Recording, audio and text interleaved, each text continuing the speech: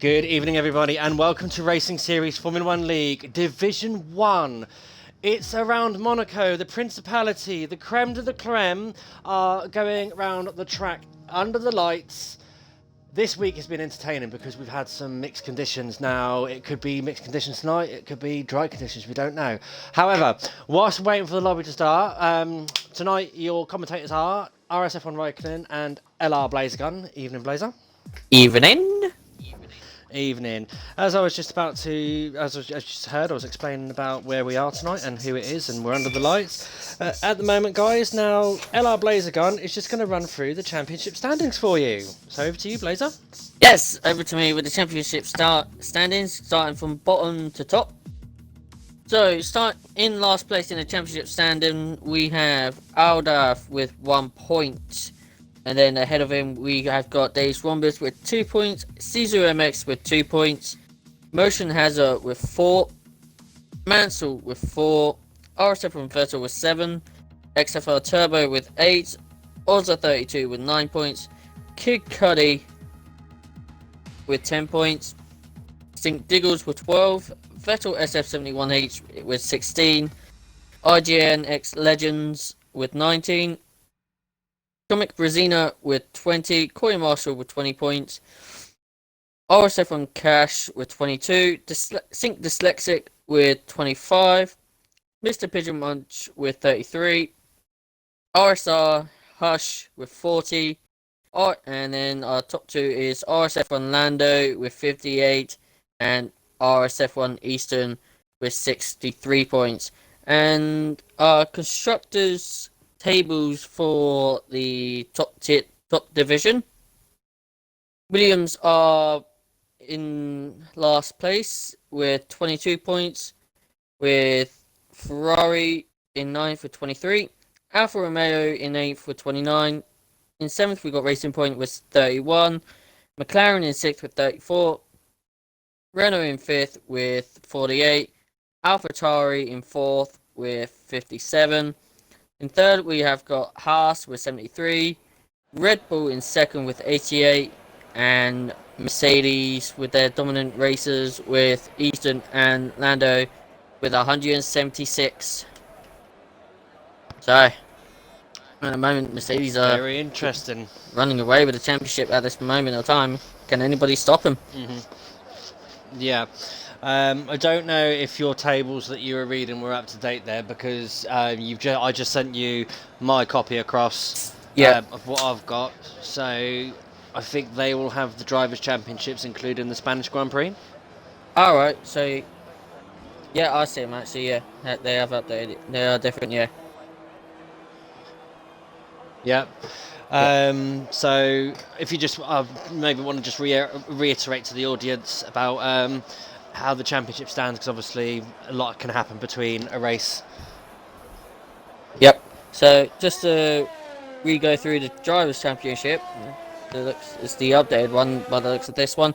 So it's Aldaf in last place with 2 points, with Sisu in 19th with 2, Motion Hazard with 4, Days Rombus with 8, Mansell with 8, XFR Turbo with 8 points, Ozza with 9 points, Diggles with 12, Vettel SF71H with 18, RSF1 Vettel with 19, Legends with 19, Kid Cudi with 20, Comic Brazina with 21, in 7th RSF1 Cash with 28, Sync Dyslexic with 40, RSR Hush with 40, Corey Marshall with 40, Mr. Pigeon Munch with 45, and then Lando with 87, and Easton with 89 points.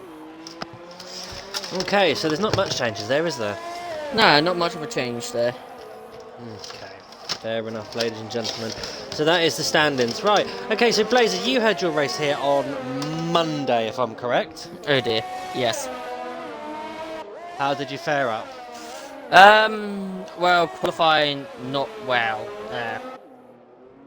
Crashing out in Q2, which was unfortunate, with an unfortunate thing. Trying to push too hard on the soft tyres, but just went to push too hard, and well, I faced the consequences. The race, it was going pretty well at the first 10 laps until the first safety car came out, and then pretty much from the space from lap 10 to lap 14, I had 3 front wing changes, and Only 3. yeah, 3 front wing changes in the space of 4 laps. So I was not happy, and then the rain just came in the end. I was actually looking forward for the rain, but rain with wing damage is not really good. Yeah. You know, because you're one of the guys that actually likes tricky conditions, don't you? Yeah, I'm one of those guys that does like the wet conditions if I have the right momentum going. I always have like wet setups ready and going before Ooh! the race. Sorry Mansell. to interrupt you, but Mansell there were 109 already. However, Sink Diggles is now starting a flying lap. Blazer, do you want to take us through it? Yep, so going up the hill, come towards the casino corner, the long left-hander coming towards the sweeping right. His blind touches the inside curb slightly there, but coming into the, I don't know which one this was, the right-hander into Mirabeau. Lowe's, Mirabeau, and now into Lowe's hairpin. Taking it nice and easily Grand there. Hotel. Now come to the hotel section, is this? Or It's the Grand Hotel hairpin. the Grand Hotel hairpin. I thought it was Lowe's hairpin. But in through the tunnel we go, and out, coming in towards the Novell chicane. Want to bit dodgy on the entrance, but keeps it coming now into the fast left-hander off to back. Putting on the power early into the swim pool section. The left, then the right, then the right, then the left, and that's this lap done with the wing damage. And the invalidation there. And RSF1 Patel there has just gone slightly faster than Mansell with a 109.8. Now, guys, RSF1 Patel is a little bit of a Monaco specialist. He does do very well in qualifying here, but I've watched over the last 2 seasons that qualifies well, race not so. So That's something like we're me in then. for a treat. One lap wonders. I could say something. I mean, so you're saying there, Vettel with his laps, like last 2 seasons. It's something like me. I mean, last 2 seasons around here. Of course, I was in F4. I got pole in season 1 and season 2 for Monaco in F4. Race didn't go well. Crashed out in both races. Well. Yeah, I remember. Well, yeah. Yeah. So, That's the Williams. what's your predictions then, Blazer, for tonight's race? Who do you think's got a strong chance? Obviously, you're the main man on F1. You've been one following it week by week. Yeah, definitely. The Mercedes are looking really dominant still. So I'm hoping to see Easton and Lando up there, especially Lando. He's been having good performance, but he's having a really big challenger now coming up to his new driver. It's his 3rd race of the season now. It was his debut in Netherlands. He raced in Spain last week, and well, he's racing today. He's in the Renault Boris Lesserbox. Now I've seen him. Yes, his 3rd race. He's a reserve driver for Division 1, but he is quick. He only just missed out on pole in Netherlands, won the race, but only finished 2nd due to time penalties. Last weekend in Spain, got pole, led every lap, and won the race in Spain. Well, I can tell you right now, he is flying at the moment. He is flying. Yep. Coming through Raskas now. Onto the power. Here we go.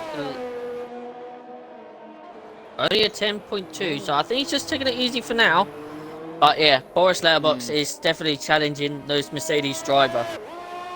And so he is definitely going to be the target man that the Mercedes want to be at this rate.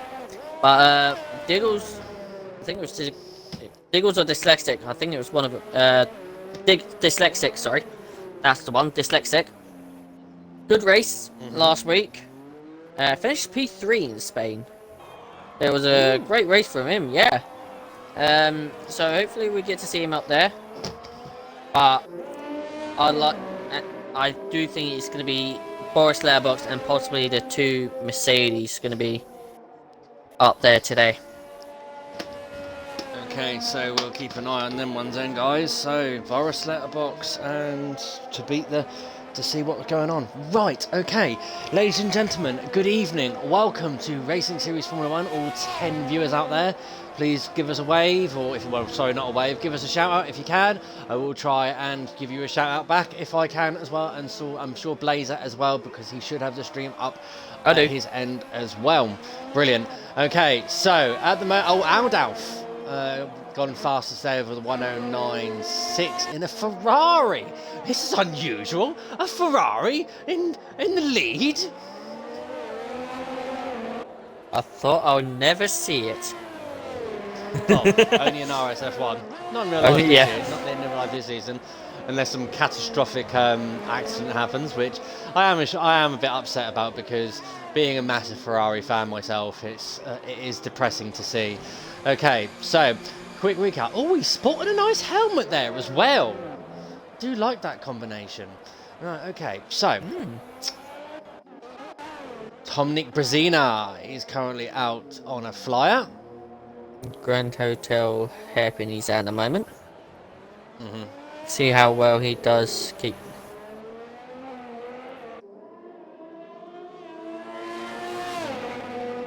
I am just now bringing up another track map.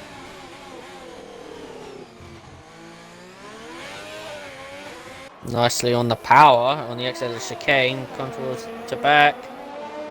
Nice. Now the swimming pool section can catch a lot of people out, but takes it wonderfully. Now Raskas, not a sign of a lockup. Onto the power. No. And 109.9. A 109. That's a good lap. Very there good time there. Throw.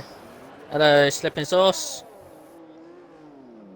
Hello, Slipping Sauce. How are you as well? Welcome to Racing Series Formula 1 Division 1.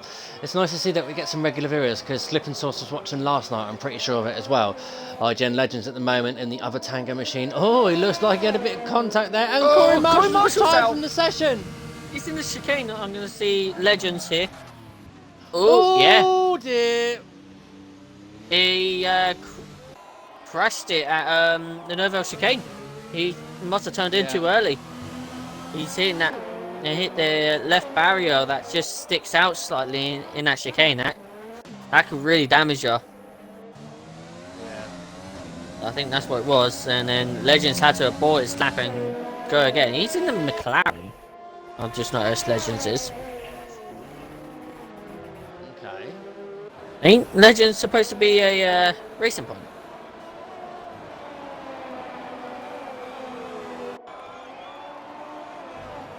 That's a very good. Sorry, Blazer. Oh, what's gone on there with RSR Hush? Oh dear. Yeah, it's a good strategy there. Slipping Sauce. Have a look to see how other people take corners and stuff. Don't use this person here that we're currently on as an example at the moment, though, because I'm sure he didn't mean to do that himself. Yeah. Vettel RSF1 is on another lap. He's got a Renault in front of him. That is Sync Dyslexic. He's just landing through now. Yeah. Vettel RSF1 just going through the tunnel and then into the chicane.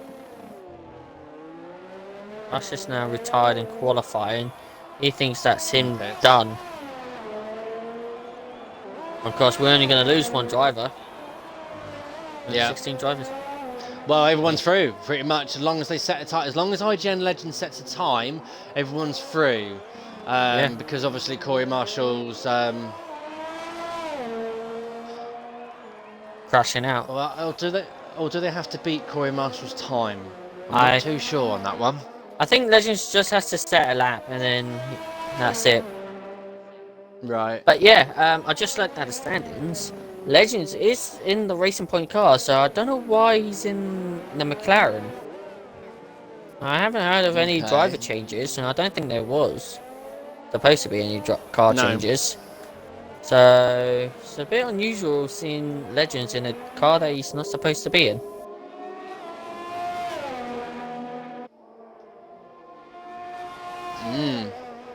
Of course, the latest update of the 1.9 patch and... Oh dear, Boris Letterbox, he just clipped the ball that... Oh! He's reset to track.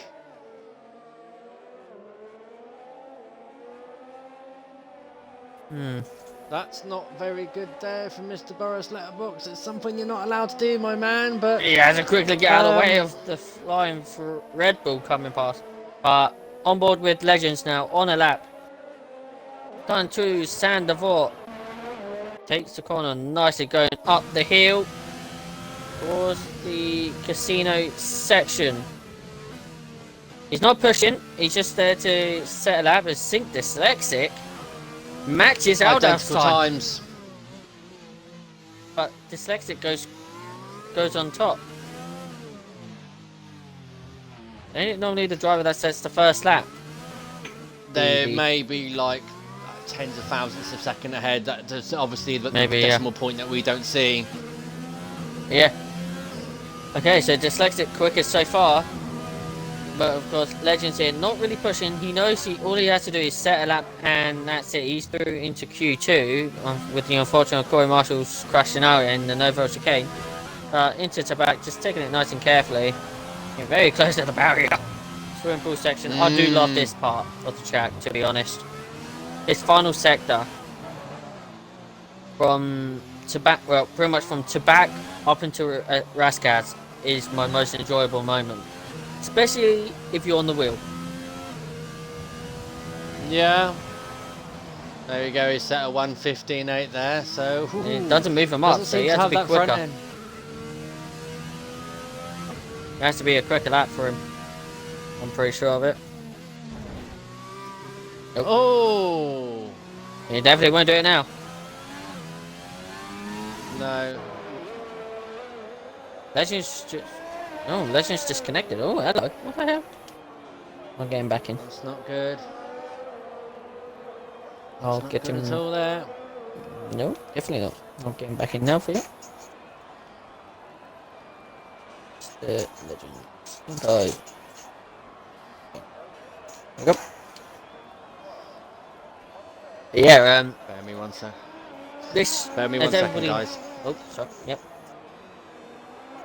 Yeah, as I'm saying here, since, well, I said not since, but everybody knows that this track here, Monaco, is more favourite to wheel users.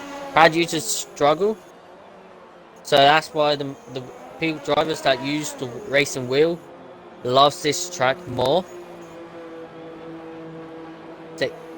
The way they rotate the car and push it. I mean, I'm a wheel user myself, and I'm back. Okay, and pretty much for the wheel users, they got a lot more of an advantage. Oh, what's everyone Vettel?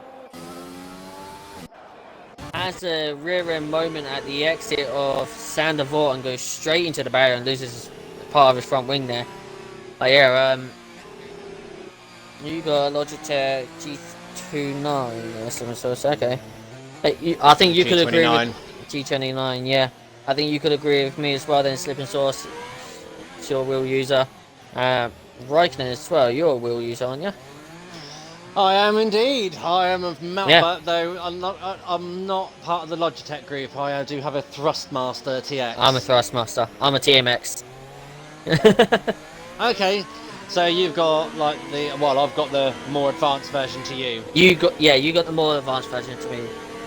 But yeah, I think all of us wheel users can vouch that the wheel is so much better around here than on the pad at Monaco. I mean, you could go around the Grand Hotel hairpin a lot more quicker. And for me, I could always go through this sector here from pretty much from the exit of the Grand Hotel second right-hander and then straight down from the tunnel towards Rascas. I feel a lot more comfortable. I could just floor the car, literally pedal to the metal and just push as much as I can. I'd really like it. Ooh, Boris Letterbox there. Currently, sorry guys to interrupt anything, but he's currently sitting in P9. He's out on 6-lap old soft tyres and he's pushing still. And just as he's coming up towards Mirabeau, down the hill towards Mirabeau, loses the back end so easily. Them softs must be absolutely shot right now. As he comes through the tunnel now, let's see. Oh, he has mapped it down now, so he's given a little bit. Legends, 6 seconds to go. Crossing the line now, just to start his lap. Into Sandoval we go for Legends. Big lock up in the front right there. And Sandoval nearly goes wide into the barrier, but keeps it nice and tidy. Ooh. Casino is a bit dodgy now, down the hill to Mirabeau. Going quickest, of course, quicker than his personal best. Now, Grand Hotel hairpin. Taking it nice and neatly. Now, get this last corner right. You could get as much speed down this little straight in the tunnel towards the Nouvelle chicane. She does, braking, takes a bit of a curb on the entry. Just get it slow down quick enough into the chicane. Now on the exit into to back. Slight barrier, but he's going to keep going through the swimming pool section. Nice and clean. Oh! I don't think he lost much time from that. No, now he's pushing down the straight. It's a 112. I don't know if that's enough to get him through. No! No, it's not. Unlucky there from Legends. Tried hard there. So Corey Marshall and Legends are out at Q1. Yeah, so that's unfortunate there. So we're only going to have 14 drivers in qualifying. In Q2. Yeah, I sent you a little present on Discord. Yeah, I just saw it now. Grand Hotel Hairpin. Yeah. The whole time I've been playing this game, I've always known it as Lowe's Hairpin. Yeah, no, it is now. I think it used to be called the Lowe's Hairpin. Yeah, it was. But obviously, for whatever reasons, they've changed its name to the Grand Hotel Hairpin. Yeah. I didn't know there was 2 Mirabeaus. Oh yeah, Mirabeau Hotel and then Mirabeau Bass. So you learn something new every day. Yeah, definitely. And especially the last two corners, pretty much. Well, 3 if you count it. Oh, Anthony 17, Nodes 18, and 19. La Rascasse is 17 and Anthony Nodes has always been not 18 or 19. Yeah. I've always known that pretty much that last bit coming down the start finish straight is Rascasse. Oh well. Alright.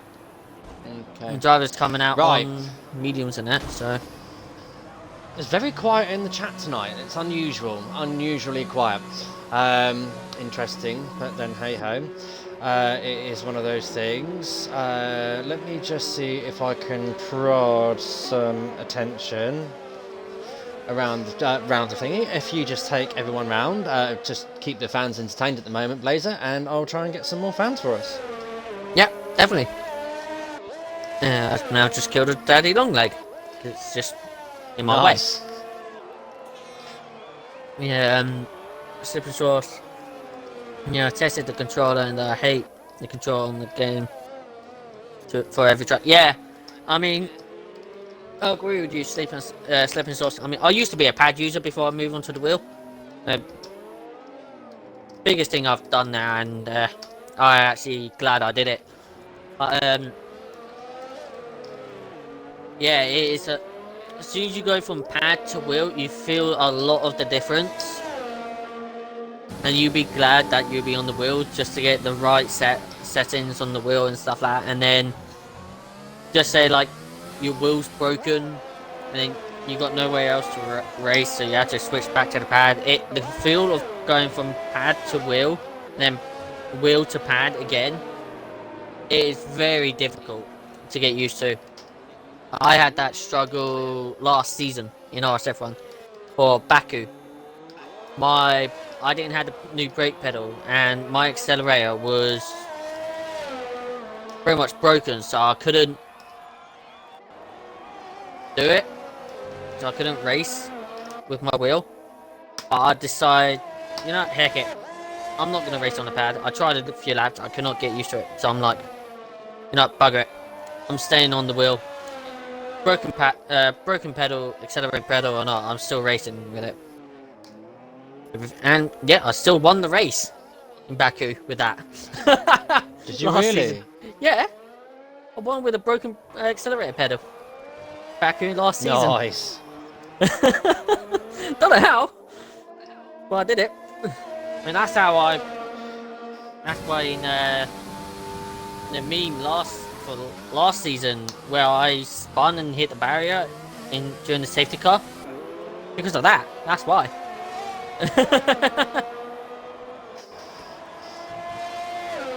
Yeah. Okay, so we've got at the moment Pigeon Munch has gone out and done a 110.3 over on the soft tyres in Team Haas Diggles. So I don't know. We've got no idea about what the weather conditions are going to be going to race. It does look like we're in for a dry start, from what I'm guessing. Yeah, because of obviously a lot of people are holding on to like going out on mediums. Like, yeah. are they going out on mediums now to get banker laps in? Maybe it is a difficult situation here. I mean, RSF Monday for Tier 3, it was bone dry for qualifying, pretty much bone dry for the race, up until the end of the race for F3, where it started to rain and we had to switch to intermediates. But I mean, you could still have a wet setup on, and for this track, and still do quite well in the dry conditions, because this track is a very high downforce track. You need as much wings as possible. So it hardly benefits. Then you do have to find the balance a little bit as well, because obviously if you just put 11-11 on both wings, oh no, I don't do that. I'm 10-11. Exactly. So you need to like a lot of people, they tone it down a little bit for like the hello Joshy175, nice to hear from you. They tone it down a little bit so they just get a little bit more frontline speed. Because obviously, yes, I know it's a short track. It's one of the shortest. Well, it's one of the quickest. Well, not the quickest laps around the calendar. That's Austria, that is. But it is a short track, and the way the cars accelerate as well. Yeah. And actually, let's talk about Monaco, because a lot of people think that it's outdated, that it shouldn't be on the calendar. But could you really think? No. I love this track. Monaco not on the calendar. I mean, I could never forget that. I mean, if F1 removed Monaco from the calendar, I'd be upset. Monaco is one of my favourite tracks. I love this track to bits. This track, in the actual F1 calendar and then on the games and stuff like that, this track tests every driver's commitment, speed and skill. It ticks off everybody's checklist of hard-on racing. Yes, it is a very difficult track to overtake. But would you have a track that's, even though it's hard to overtake, like to see racing and let everybody show their proper skill around a difficult track? I can see where you're coming from there. Don't get me wrong, Monaco is not one of my favourite tracks at all. Oh, harsh. Clearly he's not liking his front wing today. Right, let's get ready. Let's find some drivers out there on a flying lap, shall we? Vettel is on the lap, crossing the line, 10.2. As I was talking through there around this track, we did miss Sync Dyslexic. A 1.96 on mediums. Oh, okay. Right, okay, so who else we've got up there? So I've got a McLaren coming round. Is that Mansell?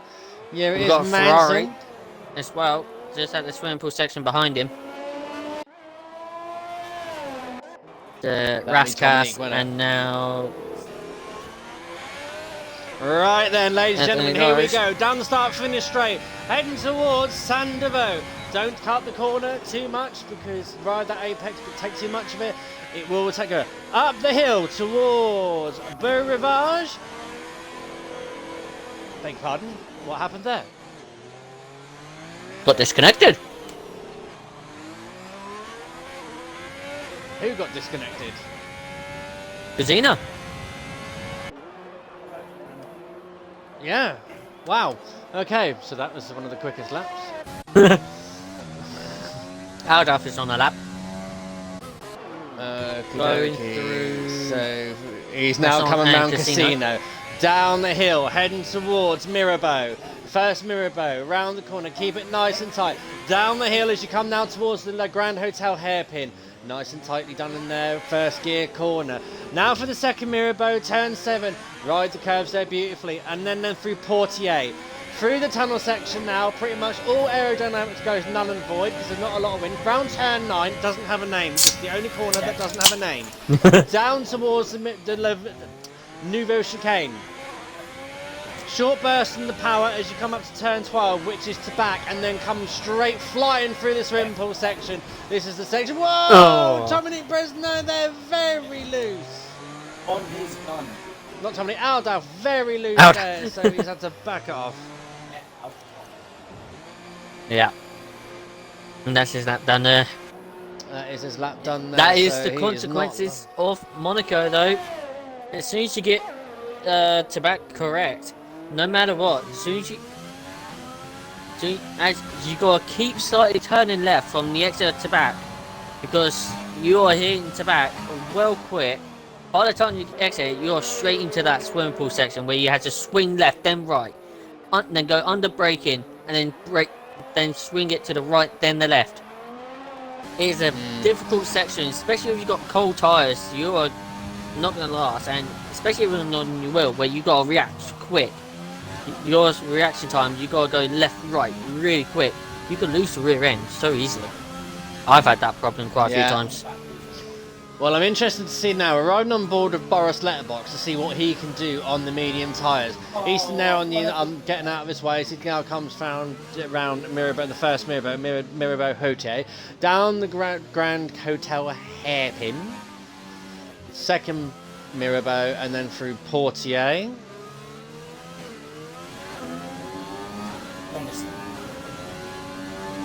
Seems very good there on the medium tyres, nice and tight through there. Down towards the Nouveau Chicane. Oh, a little bit of lock up there on the front left, but he does get away with it. That was a Short beautiful shift line. to get the traction. So back. Now through the swim ball section, can he hold it? Whoa, what a line. Oh, a little bit ball of the bounce there, but he's not known through Sandovo. No, Larascas, sorry. And then Anthony Nodes. Opens up the DRS, power down. 110.1. 10.1, yeah. Those lines he was taking from pretty much from the Nouveau Chicane all the way down to Rascas were absolutely beautiful. I think, yeah, a bit too much of the curve or the last part of the swimming pool section, but those lines that he was taking was absolutely wonderful. They're the lines that I say you want to push so hard that you don't want to hit the barrier, but you want to get close to that barrier as possible where you don't lose time. And he was taking those lines perfectly. Okay, let's see what Aldaf can do now on the medium, shall we? Blazer, do you want to take it away? Yep, going through the start, finish straight, going towards underbraking into turn 1. Sandoval takes it up beautifully. Now into Beau Rivage, up the hill, into the left-hander of the Maison, and then Casino. Loses the rear end, but takes the perfect line there into the first part of Mirabeau. Short shifts into third, now into the Grand Hotel hairpin. Don't take too much curve, needs to take it out. Now Mirabeau again. It's absolutely brilliant at the moment, and Portier. short shifting as well, so when he puts on the power, he doesn't lose the rear end. Now down the tunnel, and he's going wonderfully into the Nouvelle chicane. Short shifting again, but perfect exit. Now here comes the fun part. To back, gets close to the entry as he can, and then into swim pool section. Absolutely wonderful. I love to see that. Now Larascas takes it beautifully, and then into Anthony Nose. And that's a nice exit. Now down the straight, it's going to be in the 9s. It's a 9.8, third fastest. Very nice, very nice.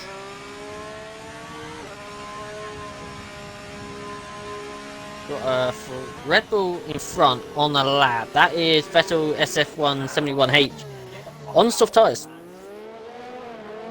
So he's going to risk the race and start on the softs. Kid Cudi just, a little rear end a moment out of the exit of the Grand Hotel. We saw there. But as I was saying, Kid Cudi, 7th fastest at the moment on soft, 3-lap old softs.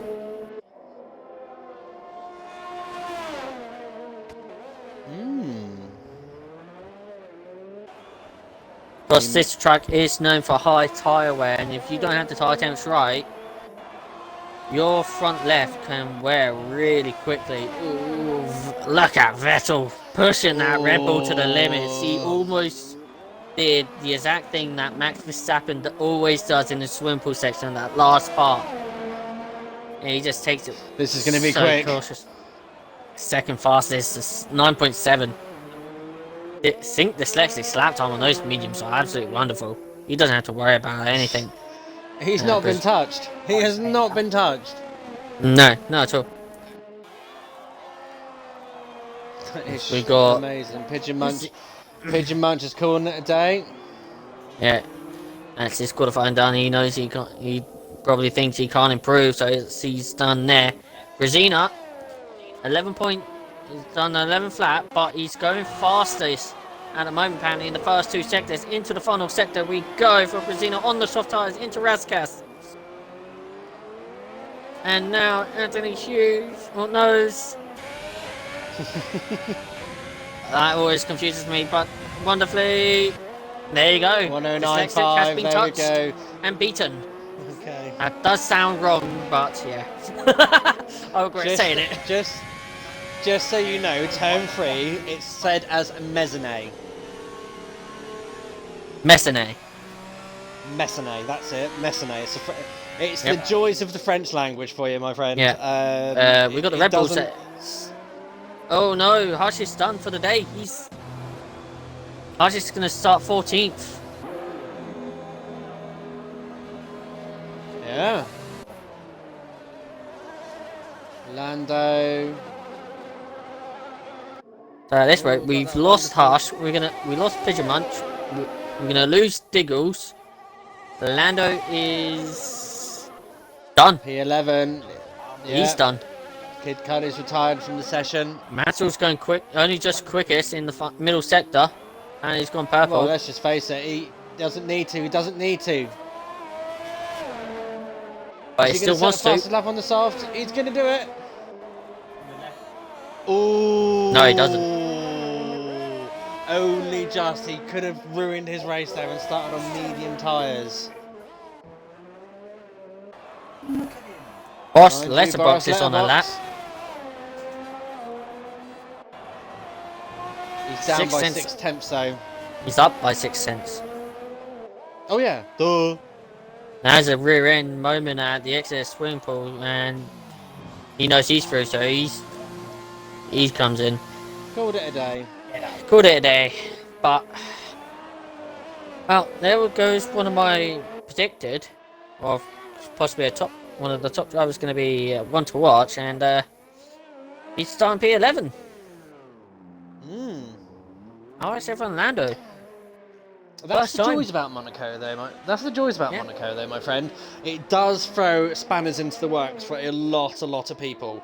So, but if I'm correct as well, this is the first race Lando is missing Q3. Ooh.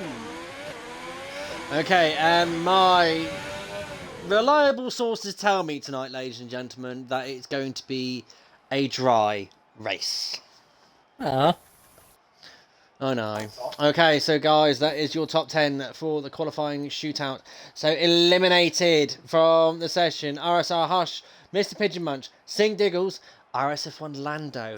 Lando sitting there P2 in the championship at the moment. That's not what he needs, especially around the Principality.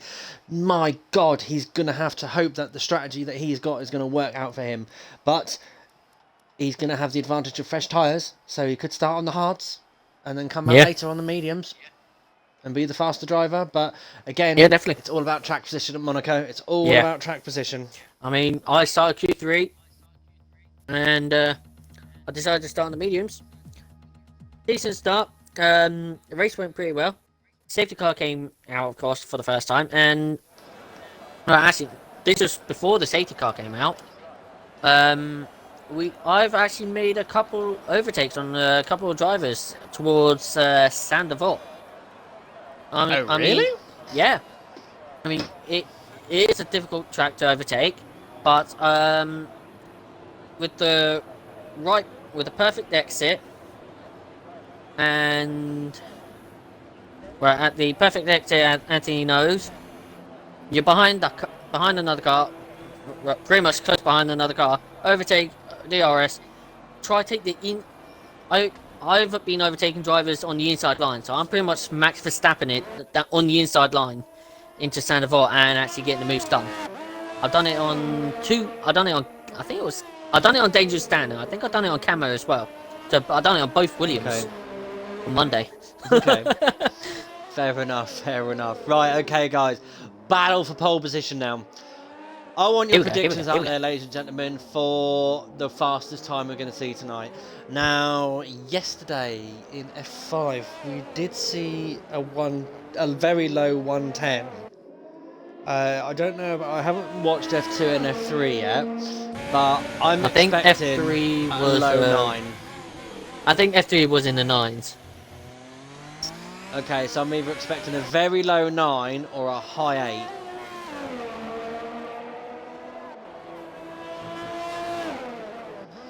So at the moment, RSF1 Vettel is the first one on that track in the Alfa Romeo.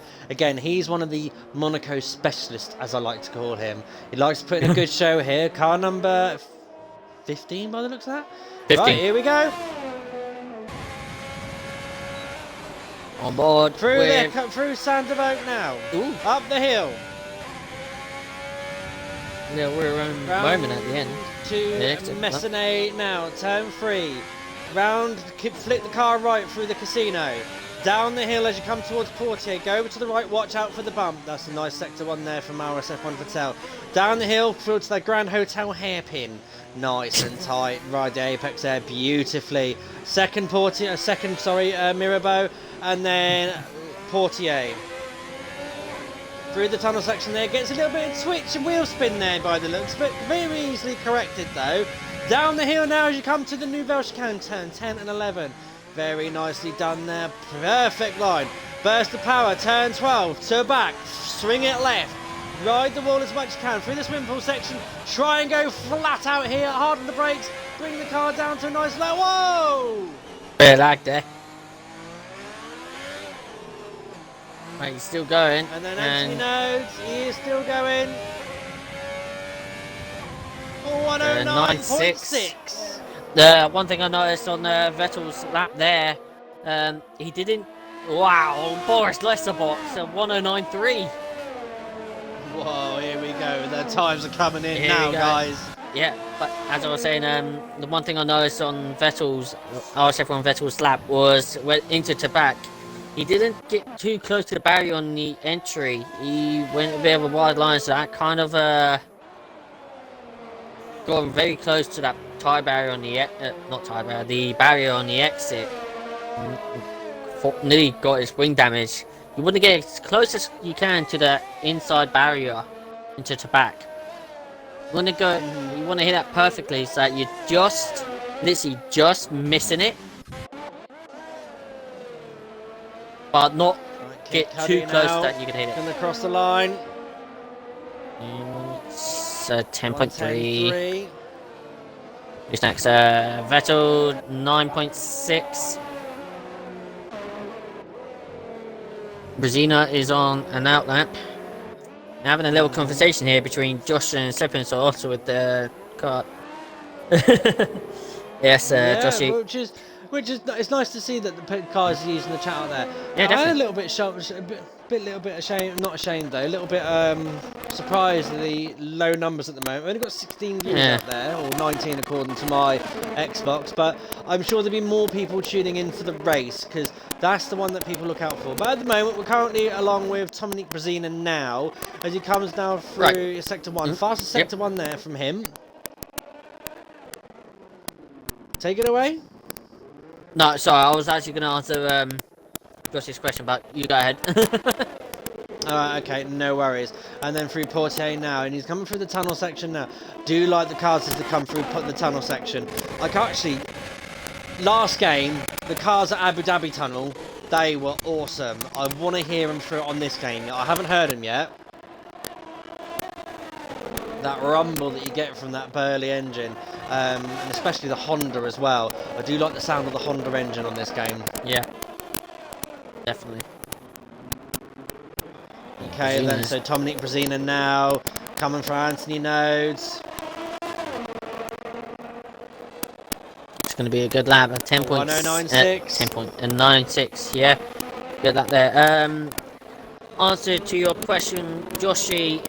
Next week it is Baku, Azerbaijan. One of my other favourite tracks I like on this league. Yeah, that's the track next week. Yeah, and also Slip and Sauce. Yeah, he is the Red Bull driver now. Well, I should know that. Obviously, I should know that. I am the team principal for the Red Bull team. So yeah, Slip and Sauce is Red Bull driver. I'm the team principal there. Yeah, next week is Baku. It's gonna be, that's a nice fast track. So hopefully that's gonna be a fun one. Vessel SF1H.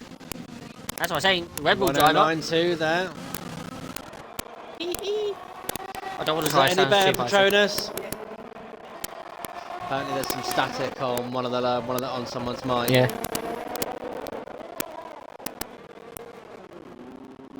No worse. Okay. In the interval, then I will pause the stream and then I will resume the stream to see what happens. Then we'll finish off. Whoa, dyslexic. Well, 109.274.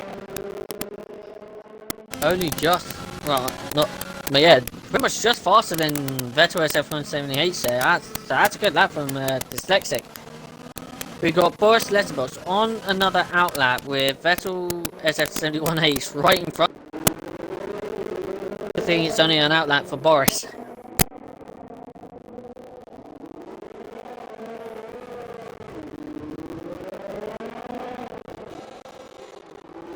Let's come into the pit.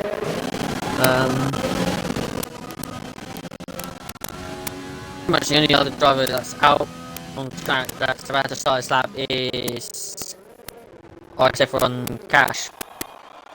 Okay. Going through Anthony Nose now down the start finish straight on board with the Haas driver.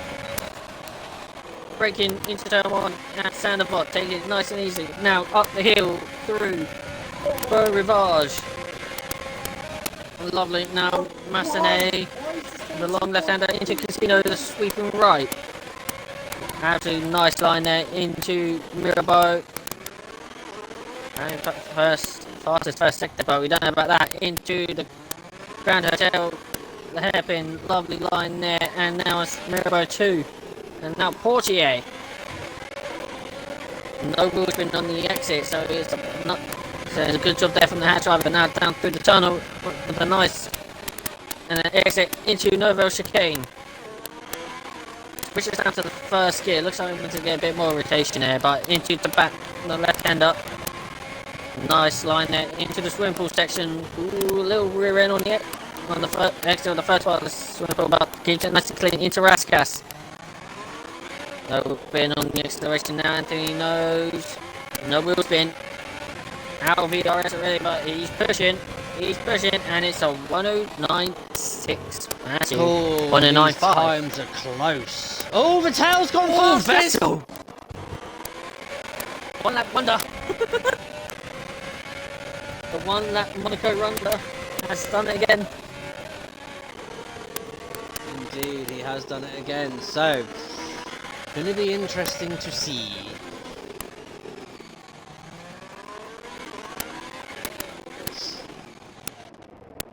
Yeah, just to think, the big difference between this game and the last game. On the last game, you could barely scrape into the 9s, but comfortably into the 10s. In this game, you can pretty much almost get into the 8s. That's the big difference. I should know because my pole time last season hit around here on the last game for last season for RSF1 was actually nearly into the 109s. Oh, really? Yeah. That's how much I like this track. Pretty much for me, as soon as the game comes out, the tracks I practice straight away is Monaco, Baku, Silverstone, because they're my 3 top tracks, and they're the tracks that I want to push and be the quickest at. Yeah, that's understandable by all means, but we've got Mansell at the moment. He's currently on his flying lap. See where he can come out through this. Looks like it's going to be his one and only run. Yeah, nice little rear end moment on the exit Raskas as well.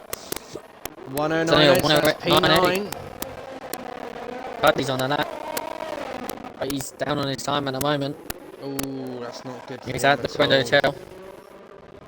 Into Mirbo and Portier. Okay, Dyslexic, he's going to be the next one to see if he can respond to RSF1 Patel. So at the moment he's currently up on his time by 0.84 of a second through sector 1.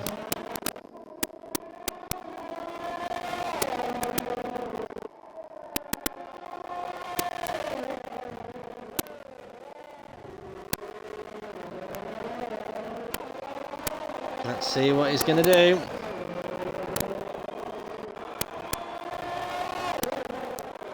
Quick Chris in the middle sector, so... Oh, no, he's lost an end plate! Oh, and it hits the barrier on the exit Raskas, and no, that's him done.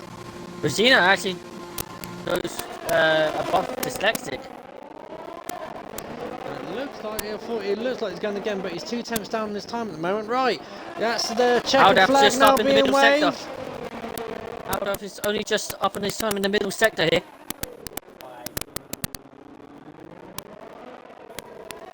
Going through, Anthony knows, here comes Aldaf down the start finish straight with the RS1 open. Oh, he doesn't, he can't respond! He can't respond, but he's not. Easton's gone up on so his close. time! Vettel S1, SF71H is up on his time, but only just. Let's see where the Red Bull driver goes. Goes P3! Oh my god! What about Boris Letterbox? Come through Anthony knows. Oh no! Okay, maybe not. He'd have lost so much time The only then. driver left on the lap is Cash.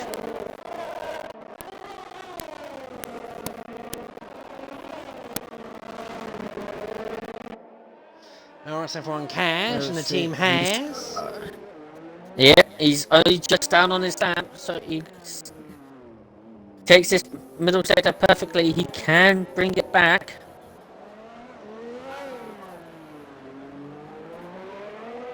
Just taking it nicely done here at the moment. At this moment, RSF1 Vettel is on pole, but what will Cash do? Can he get close to the Alfa Romeo driver? Fastest sector 2. So he just start. Here you go, through Raskas. Now Anthony knows. Finds so much time. Yeah, Racing that's Jason. a beautiful exit. A 109.6. Where's that put him? 8th. No improvement.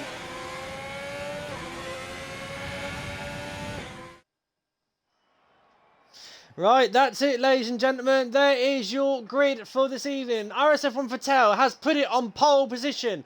Aldalf in second. Third is Vettel SF71. So Aldalf is in a Vettel sandwich. Tomnik Brezina in fourth. Sink Dyslexic in fifth. Easton in sixth. Seventh is Boris Letterbox. Eighth is RSF1 Cash. Ninth, RSF1 Mansell. And in 10th, Kid Cuddy. Wow, what laps we're going in, nearly into the 108 there with Vettel. Look how the top three are so close. Top three, yeah. Wow, they might as well try to go 3 wide into turn 1. Yeah, that will be an interesting scenario, not advice. Won't it? Yeah, it's not advice to do, but it looks like it's pretty much representative to it. Right, Patronus, is the static still there? Yes or no?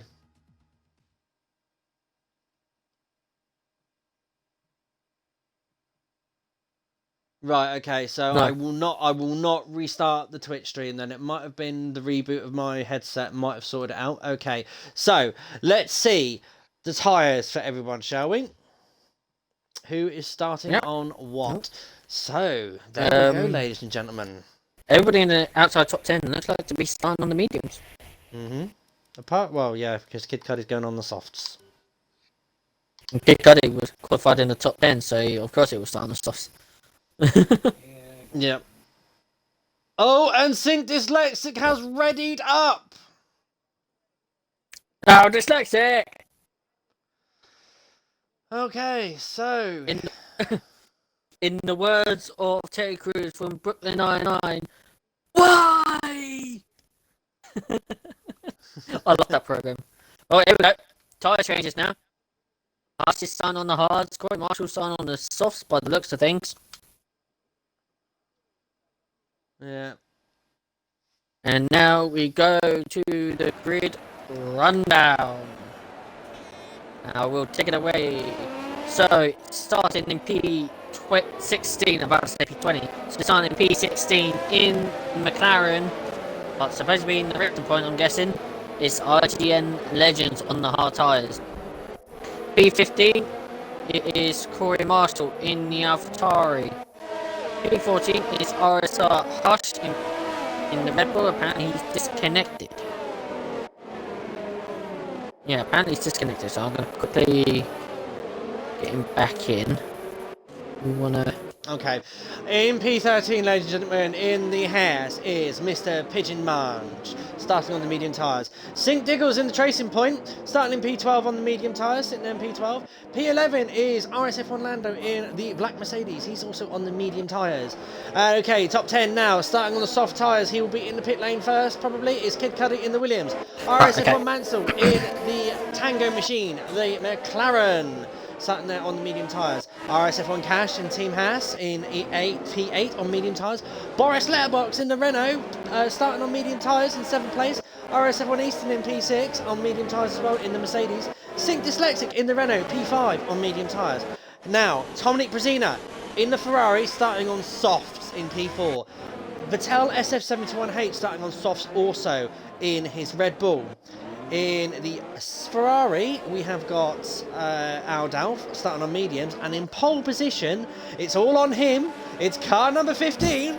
It's RSF1 Vettel in the Alfa Romeo. Yeah. Right. I think things sorted out with Harsh. Apparently, he said he disconnected, but it looked, when I was actually on board with him, he wasn't disconnected. As soon as I went back and hop on to Corey Marshall, it went from the disconnected sign to AI. Okay, I'm guessing Harsh hasn't actually been disconnected. It was just the game's just playing about. But anyway, here we go, guys. Here we go. 1 light, 2 lights, 3 lights, 4 lights, 5 lights. No! RSF1 Vettel gets a cracking start. He's made to keep the lead across but oh my Oh, god, the Aldalf is going to take on the outside, but RSF1 Patel keeps the lead. Looks like everyone's getting through the close corner without any too much retirements going on there. Up the hill, up through they go. RSF1 Patel remains in the lead. Aldalf in second. Sink Dyslexic though. Is he in third place? No, he's not. I don't think he is. He's got. No, we've got this lovely glitch again. I can't. He's got do front this wing damage. Dyslexic's got front wing damage. He's missing the front left end plate. I saw a front wing end plate going flying into stand of a Renault, and it was Dyslexic's. We had a bit of a collision between the racing points behind, which was Biggles. He looks like he got into a collision with a couple of drivers, but it's dropped from where he started, I can't remember, all the way down to 15th. But everybody else is fine. Beautiful, beautiful, beautiful.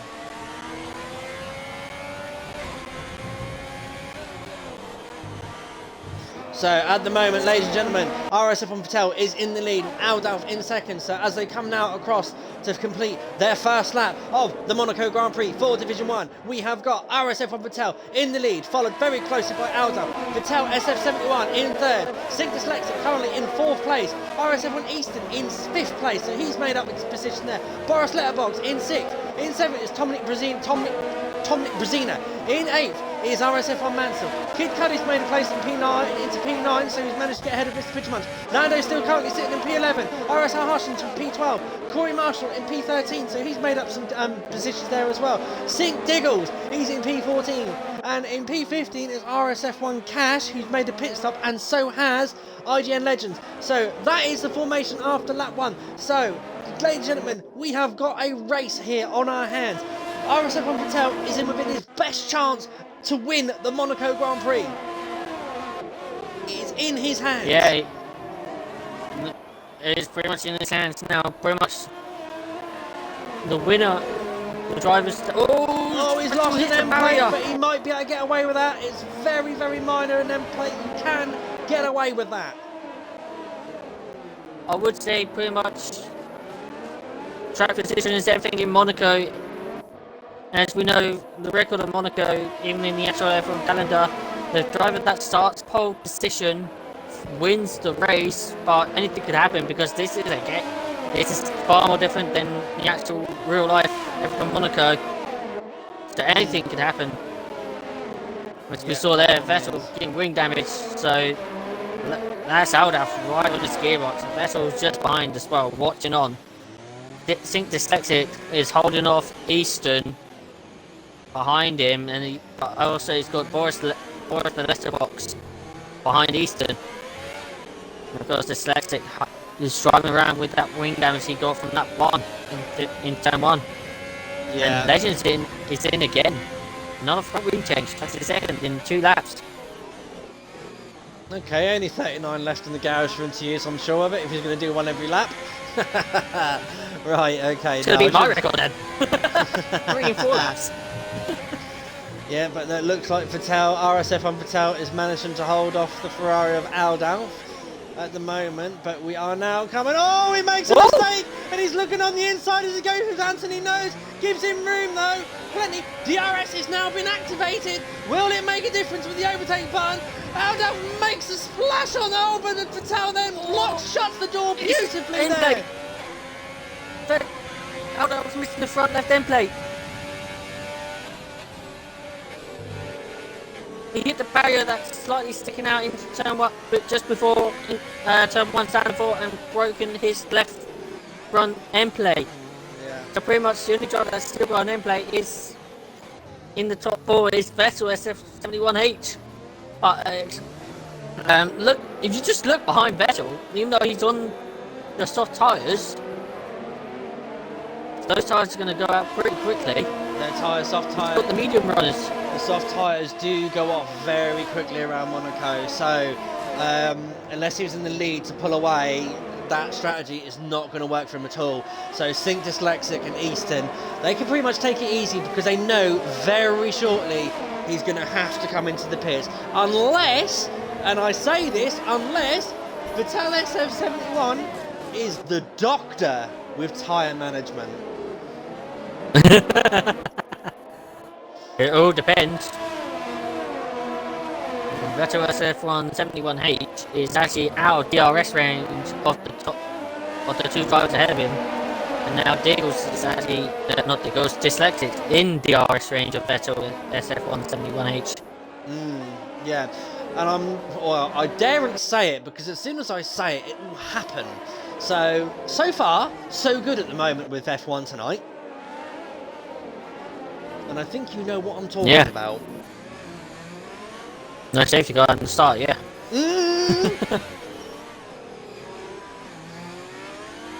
Don't want to speak it up because I might have normally if you speak it, it will happen normally. It normally does.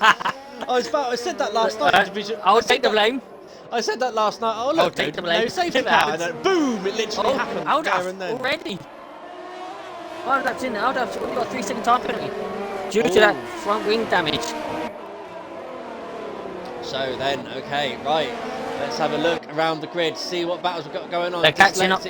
Yep. Oh, so okay, it does look like the train is catching up there with the lead. So Legends just already been lapped.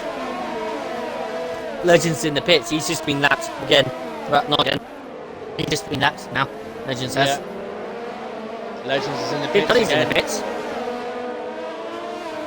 Maybe the soft tyres have gone off. Maybe, yeah. He's only done 4 laps. And So straight he's up out to on the the hards. hards now. Yeah. I think the hards can go Dyslexic to the end. there, going down towards Mirabeau.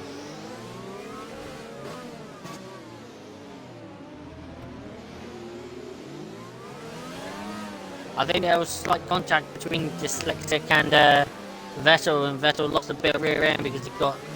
I think there was slight contact from the rear into Mirabeau, and he's lost so much time to the top 2 drivers. Yeah. But there's Legend picking up company. So let's have a look.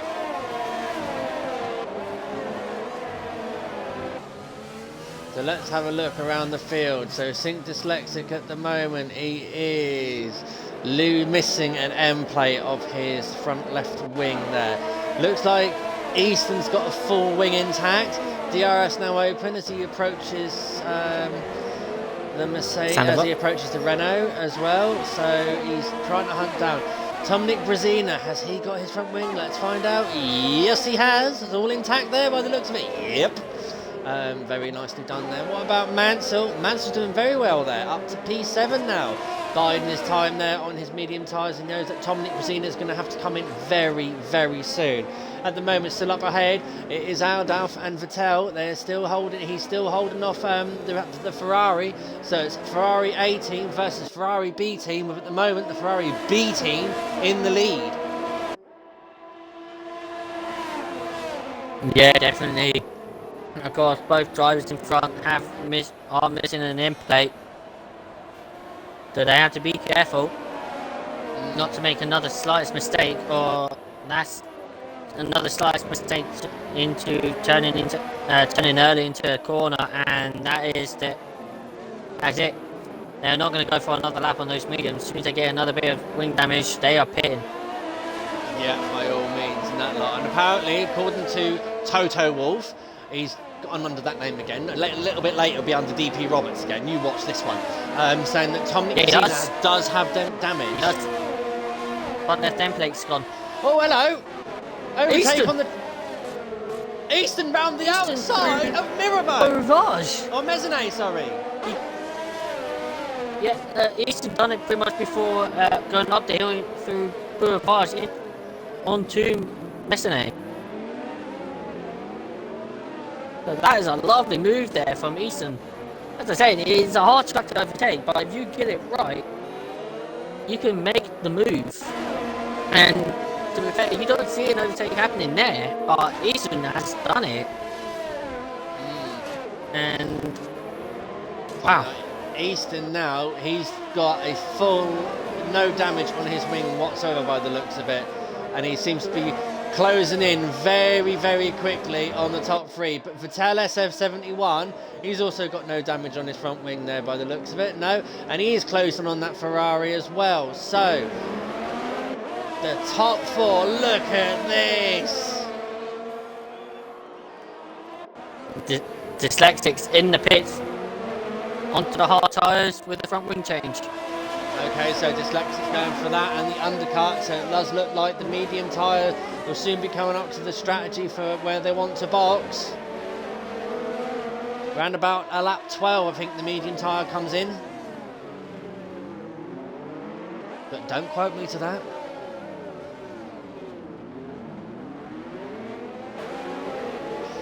Here we go, ladies and gentlemen. RSF1 Vettel is still in the lead in his Alfa Romeo.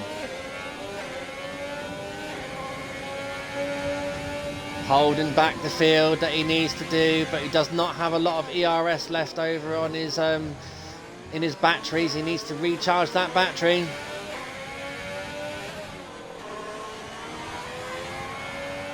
Legends actually takes the fastest lap there. Nice, very nice. Well, he is on the freshest tyres out of everyone, let's be honest. Okay, so it looks like Verstappen 08 is supporting the Alfa Romeo driver of RSF1 Vettel.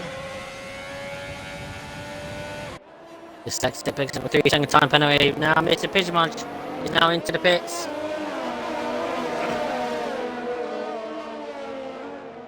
And that is from wing change for the harsh driver of Pidgemunch as well. Oh, that is such. You got a 3-car battle here at the back for 11th place. Have we? Boris, Cuddy, and Dyslexic. That's Boris apparently in AI, and then I don't know what happened there. But Kid Cuddy just hits the back of the Renault driver and got wing damage. Oh, teammates are taking hitting each other there. Boris Lesbos is in AI for some reason. I don't know what's happening there. They go 6th fastest lap on those first mediums. Right, you'll have to keep me updated on the fastest lap. It doesn't look like I can't get an update on my screen. Yeah.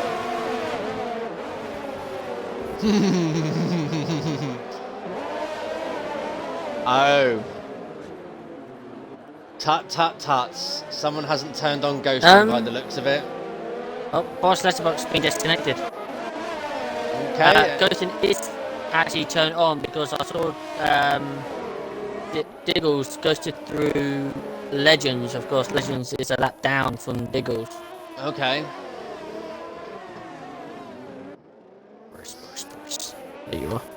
It's on YouTube. Okay, so Vettel is still, Vettel from Germany. So we have got a German driver in an Italian sports car. What could possibly go wrong?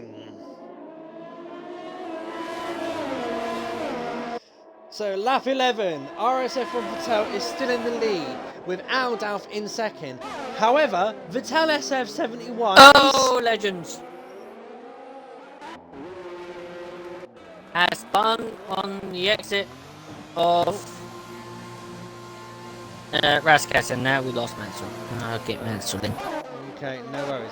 Let's recap as well. So, Aldalf still in second place. Vettel SF71 now coming into the pits, so that should release Easton into the path to hunt down that Ferrari. Now, what will Vettel SF71 go on to? He's going on to the mediums. Yeah, with the right medium tyres do last long around this track. Think about they're using like the harder type of tyres on this strategy as soon as they come to Monaco, so these tyres do last long, especially the mediums. Softs to mediums is the strategy as well, I think.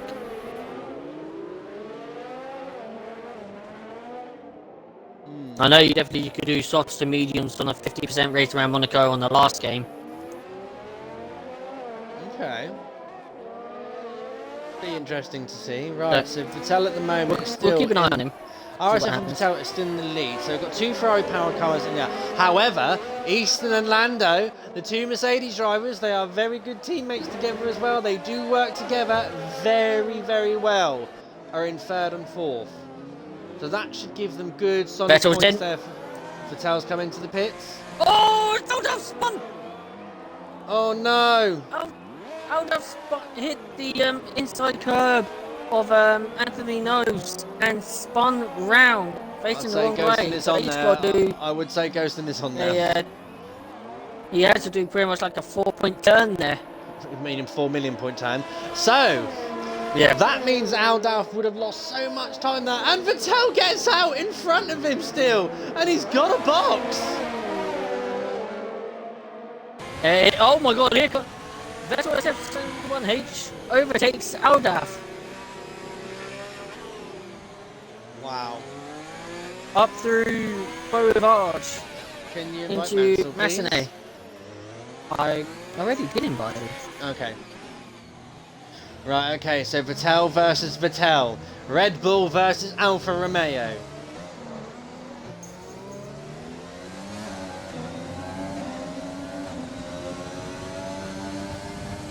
Who's got the better? Which car's the better one round the Monaco, around the streets of the Principality?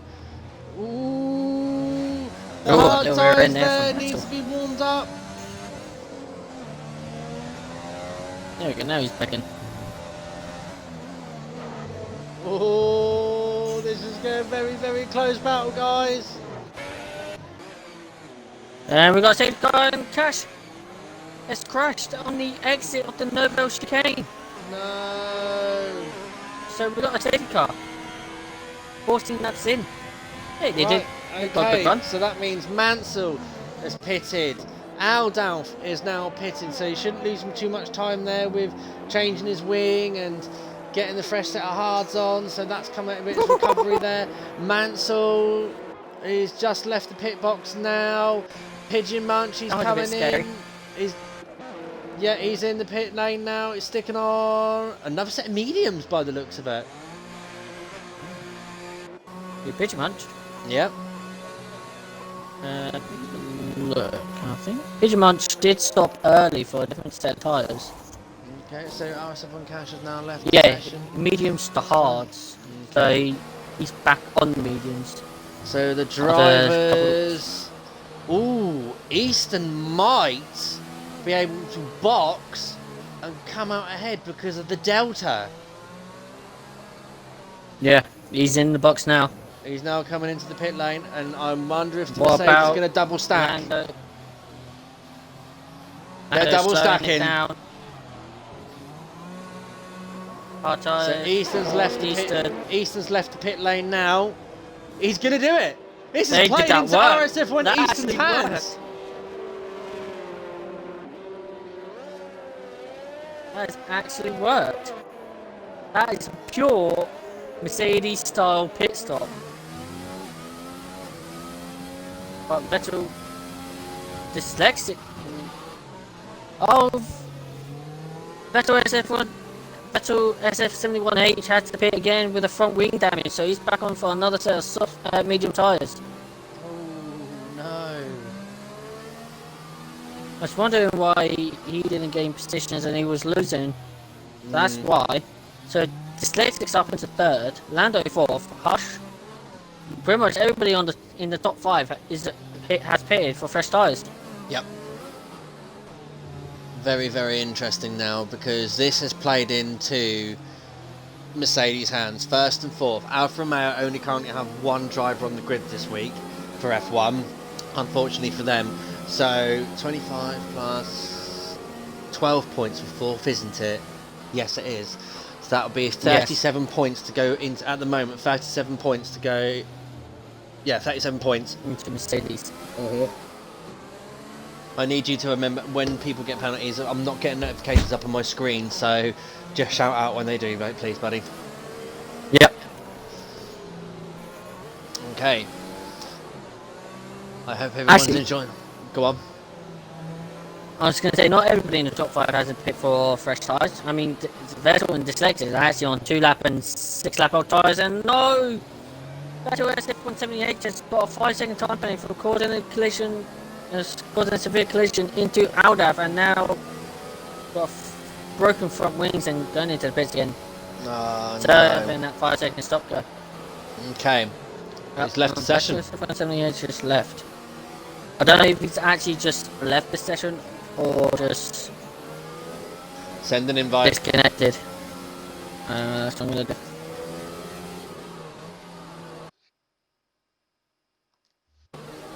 Ah, yes, thank you very much there, Patronus. Right, I'm now getting notifications come back on my screen now, thank Christ. So Sink Diggle's at the moment with the fastest lap. Mansell's a 5-second time penalty. Oh, DRS is now enabled. Just got front wing. I think my Mansell game just got yeah. Mansell just got front wing damage under the safety car out messing it. Even though he's a lap down. No way. Yep. We've got a position change happening, what the hell? Oh, Mansell spun! Mansell spun! He's facing the wrong way into tunnel.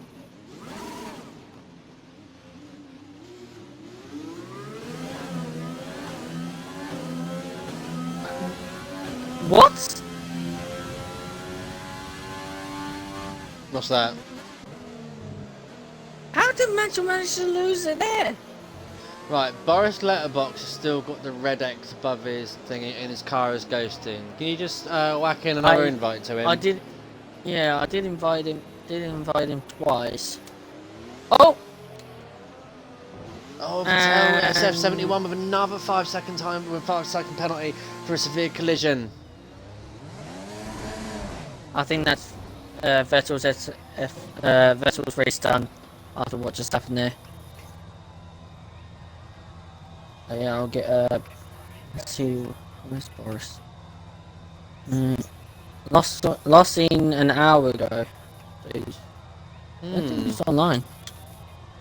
No. Right, okay, so that's Patel, SF71 disqualified from the session. Yeah.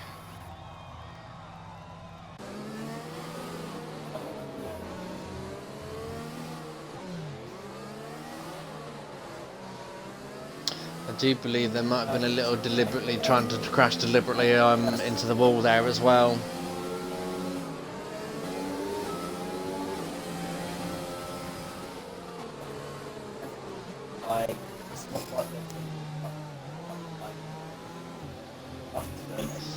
Right, so Easton at the moment, well, it is safety car formation, guys. It is formation racing. We are waiting for the green light now of when the safety car will be back in. Yes, it is!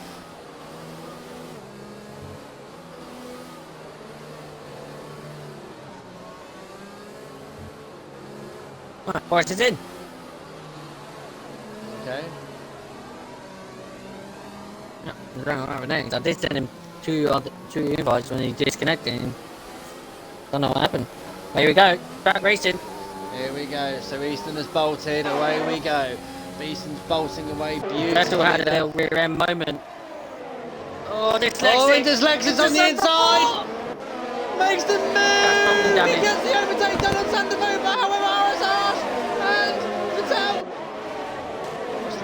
Lead? No, that's not right. Vettel's got front wing.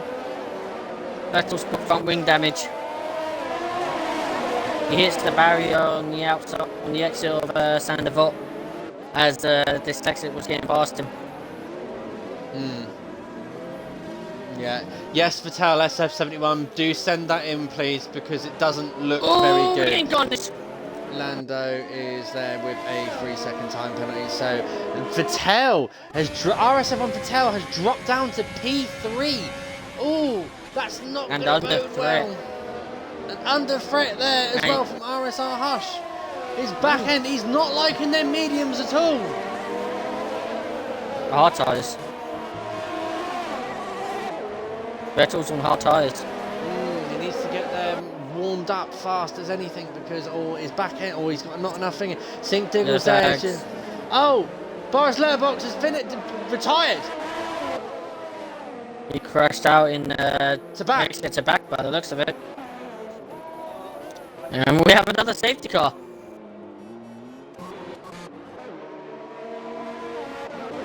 So we pretty much had one lap. This is Magello all over again. I didn't want that until the safety car came out. Why does everything remind me of Magello? Oh wait, because it does. Yeah.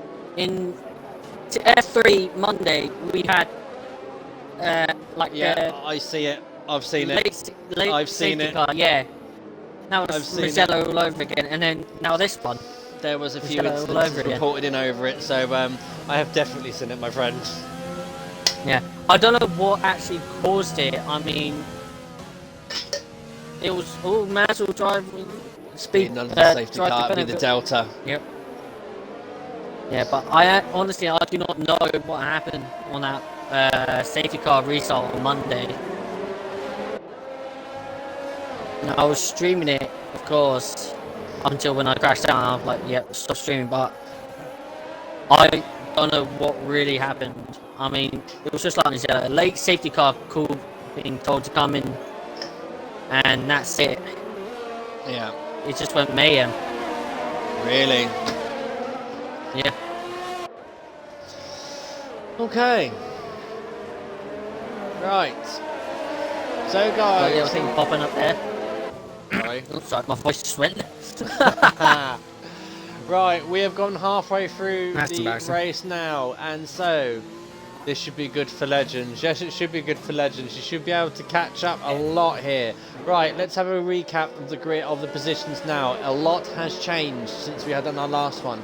So in the lead now, in the Mercedes, RSF1 Eastern. Sync Dyslexic is up to second. Down to third now, with no end plates on either side of his front wing, is RSF1 Patel. In fourth, it's RSR Hush.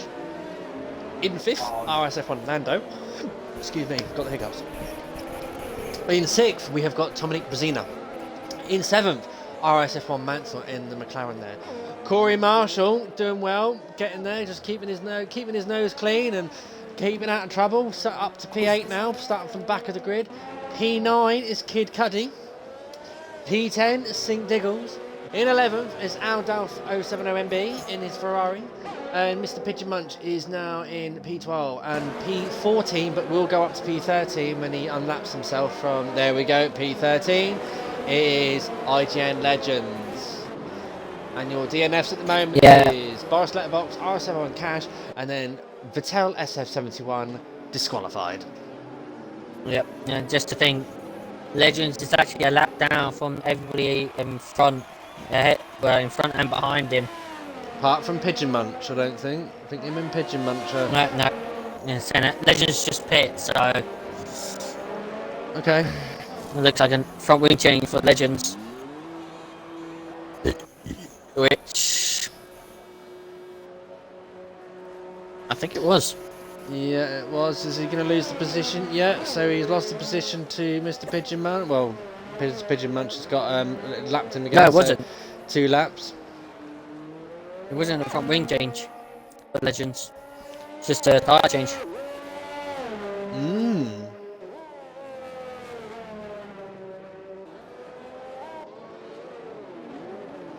Okay then, so Easton in the lead, currently following the safety car. Surely, I'm right as far because of it. We didn't have we only had 1 lap, nearly 1 lap of racing. Hush, gone from hard to mediums. It's 100% going to the end. This medium tyre is going to be a lot more fresher for the. It's a lot more fresher than everybody else ahead of him. Yeah. We've also got Corey Marshall on 1 lap old mediums as well. Yeah. So we're definitely going to see some racing here. Yeah. Safety car's in. Here we go. Here we go. Let's get ready for the restart. It's over to Easton now. He's going to become the pace car. Will he back the field up nicely so that the safety car... Oh, there's the dyslexic there getting a little bit eager to like show I'm ready. Cue the hard music. So here we go. He's bolted. Sings Dyslexic. He's got a penalty for a severe collision. I didn't see it there. I didn't. Well, apparently you did. Yeah. But we're back racing. Yeah, and Easton gets away perfectly there and is starting to pull away now from Dyslexic. Has Dyslexic received damage? A little bit of damage from that. RSF on Harsh. Patel is very, very under pressure from RSR Harsh. Harsh wants past that. Alfa Romeo. Harsh knows that he could potentially win this race if he gets past this Alfa Romeo, as we've got yellow flags popping up again in the Grand Hotel hairpin. I don't know why. Everyone backing each other up to the Cascade of Here we go. Oh, here we go. RSR Harsh on the inside of turn Harsh. 10. No. Vettel makes a brilliant defence there. That's a hard place to overtake, even though I tried to go for... Oh! There's contact between those two, but Harsh doesn't have wing damage. He survived it somehow. His Vettel hits the exit, the barrier on the exit track. Yeah. Here comes Harsh now. He's got to think about it. No. Oh, he's into the... and that's probably... Now Harsh has got Mr. They're side by side with Lando. This could end tragically into Casino Square now. Ooh. Harsh is missing the front left end plate.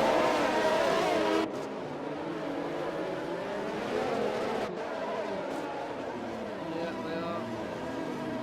Wow, this is done now. And look at Lando light up his rear tyres as he comes out of the Casino hairpin. Yeah, that was very smoky then. Is he doing that to get heat in the tyres or? I don't know.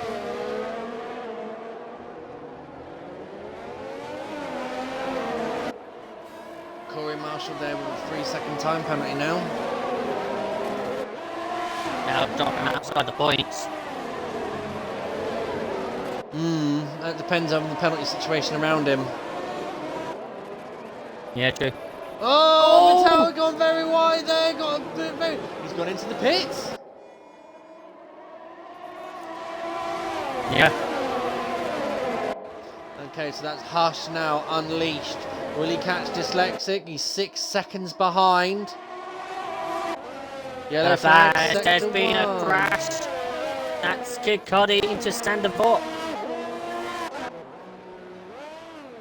Right, so Vettel's got mediums back on. He obviously did not like them hards. Yeah. Of course, especially with that front wing damage he had as well. Didn't really help that anymore. It's not been repaired. It is. It's now Harsh as well. Harsh he's missing the front left end plate after that little tap in the back he had with Vettel. So he's pretty much going to try and make these mediums to the end with this wing damage, and he's got Lando and Bazzino right behind him. Yeah, very, very hungry for them positions as well. Depends how much he can make those medium tyres work for him, because at the moment in the medium sandwich is Lando on hard tyres, but Lando's not letting him go away. Bazzino lost a couple of positions there. What happened to him? He's missing the front wing end plate. So that's Corey Marshall up to 5th now, Mansell up to 6th, Diggles into 7th.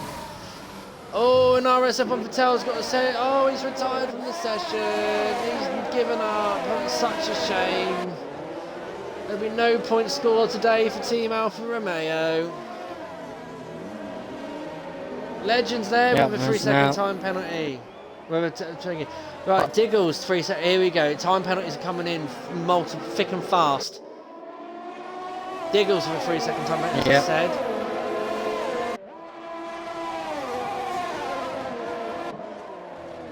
At this rate, Dyslexic will keep hold of his positions because he is 8 seconds ahead of Harsh, because Dyslexic's got that 5 seconds. Yes, he has, hasn't he? Because he's not been back into the pit lane yet to serve it.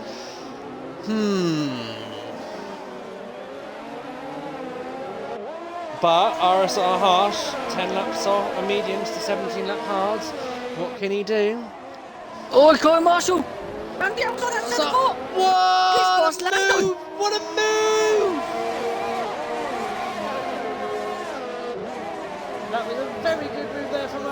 one. We've got to watch out for this AlphaTauri because he is flying.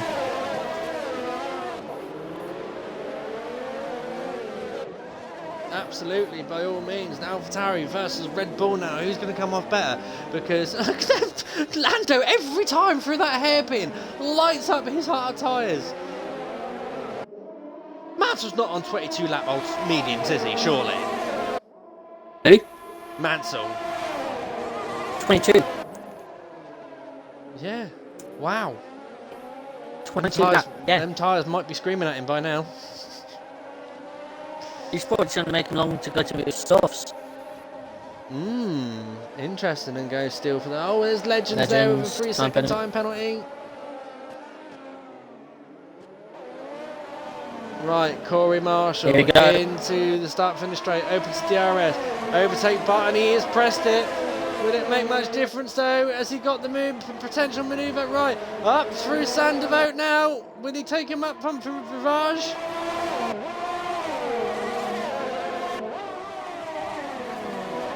Into Casino. Downhill towards Portier. Not quite.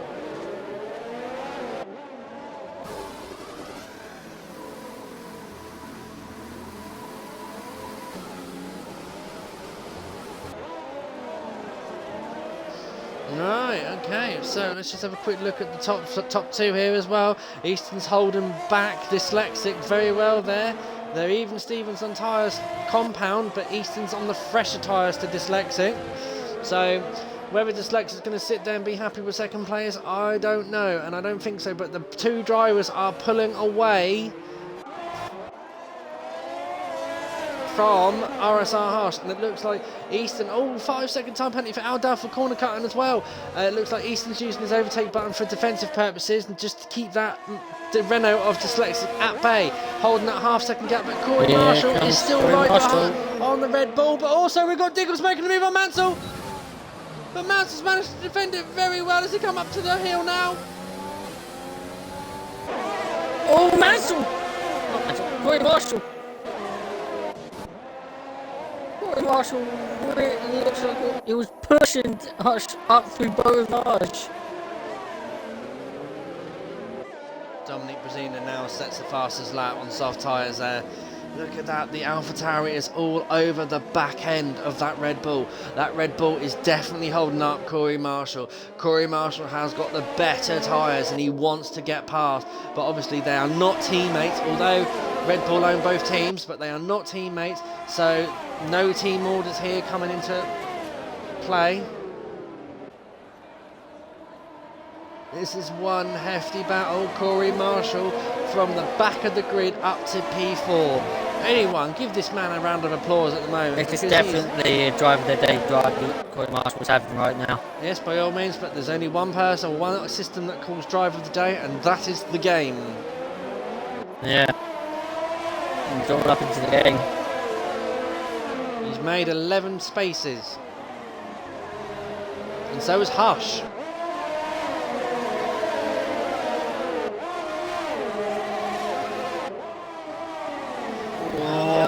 The Casino, he's definitely desperate trying to get past. This is an absolute cracking battle between two drivers, ladies and gentlemen. We are here, this is in for a treat. 10 laps left to go. Can he get past him? Or will RSR Harsh defend like never defended before and keep that AlphaTauri at bay? Who's going to get the penalty though? Will they get a penalty, or will one of them get a penalty to ruin their chances? If Corey Marshall gets a penalty, he's going to think, oh no, not now, because he does not need it. Oh no, no way. On the inside. He's going for it. Yeah. No. Fastest lap there set by Just Albon. when you Even thought. tyres. Yeah, just when you thought he had it done.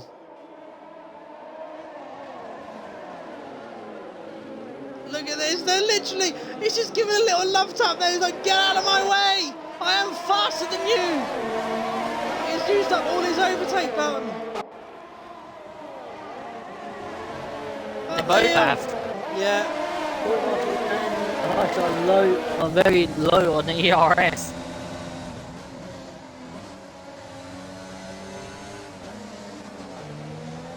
struggles to get past this. Look at this, he's all over the back of the gearbox of this Red Bull. That Red Bull's back end is as wide as it's wider than my mum's right now.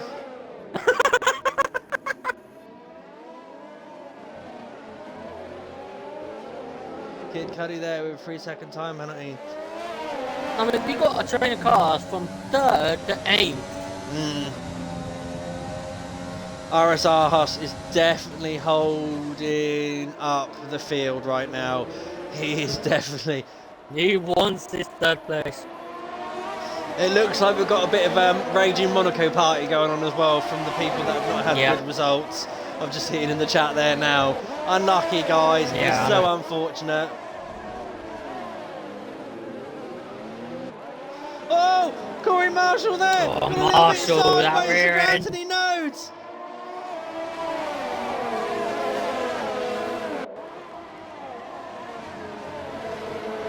That gave us a little breathing space. But he's soon back onto the gearbox. But Pigeon Magic Diggles! Pigeon Magic Diggles and Pigeon Magic gets past Diggles!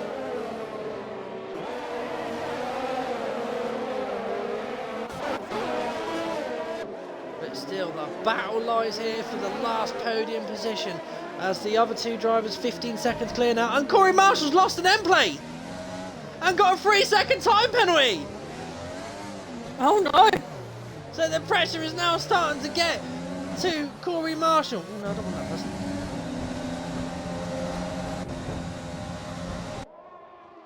He now needs to get past that Red Bull. Still on the back of that Mercedes. Corey Marshall starting to lose his cool now. I think that's another 3-second time, and it's at 6 seconds already. It is another one. Within the space of 1 lap. So this is really going to affect him. Sink Diggles there with a 3-second time penalty as well. The field is that bunched up. These time penalties are going to make huge differences to where people finish at the end of the day. Will RSR Hush be able to keep that 3rd position, or will Corey Marshall get past him and then stream away into the distance, or will Lando manage to sneak in on the hard tyres? What happened where? Well, I saw there was a big gap. There was a gap starting to build between Corey Marshall and Hush. And then it looks like lag happened or something, and now Corey Marshall was back right on the gearbox of Hush. Okay. I don't know what happened, but Hush did ghosted through Anthony Nose. So I don't know what really happened there, but yeah. Right. Oh, Dyslexic. He's still hungry for this win. Easton is defending like his life depends on it. But Corey Marshall now, he's so very, very close there to come for the swim pool section. Will they make a move with it? It would be awesome to see it move for the swim pool section, but I've not seen one ever in my life. Corey Marshall's got double end plate damage. Corey Marshall's missing not only just the left, he's missing the right end plate as well. Right. He's missing both end plates. Getting a little bit scrappy now. He's desperate to get past.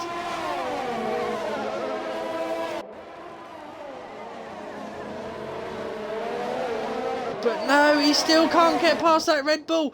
Look at this though! Dyslexic and Easton. They're literally... His front end is in Easton's back end there as they went through the Grand Hotel hairpin. It's unbelievable. Unbelievably close.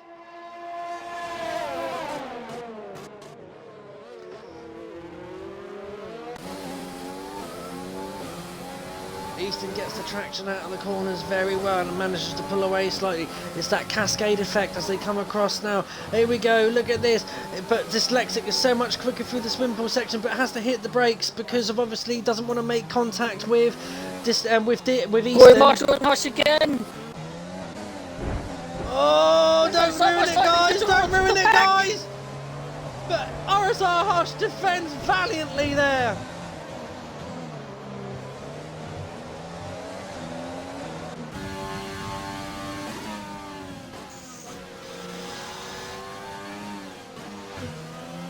Easton and Dyslexic are battling still.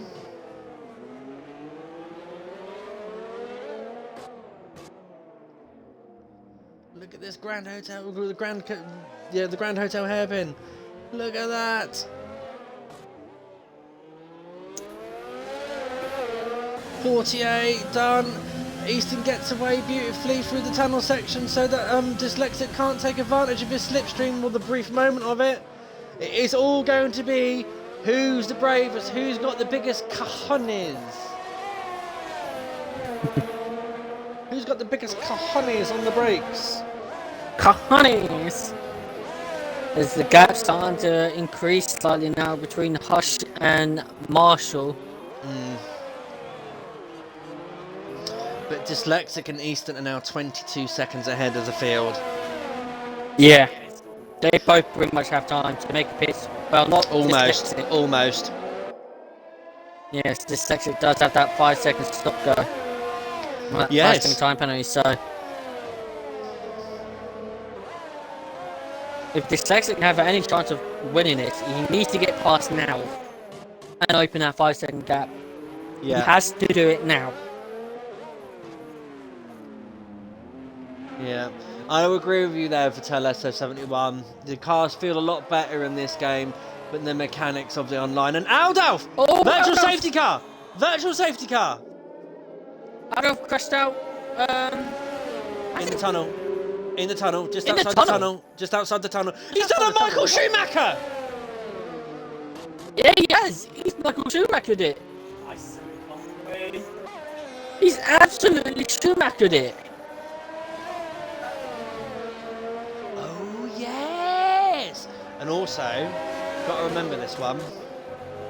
Oh yeah, Dyslexic ready Dyslexic up readied early. up early. And he gets the 3 second time penalty. Oh, no. Sorry. Yeah. Yes. That's Yeah. the saying. Dyslexic readied up early. He's got 5 seconds time penalty. He's just picked up a 3 second time penalty as well. He actually might lose P2 as well. From the Stewards reports after the race, come towards Baku next week. I don't know, because if at the moment, obviously, But in total it was 18 seconds, so he's got 22 seconds buffer between him and RSF Harsh. So yeah, so at the moment he's safe there in his second place. Harsh needs to push. Harsh needs Oh to my push. god, Lando! Lando just got past Corey Marshall through yesterday. Right. So are the mediums going off?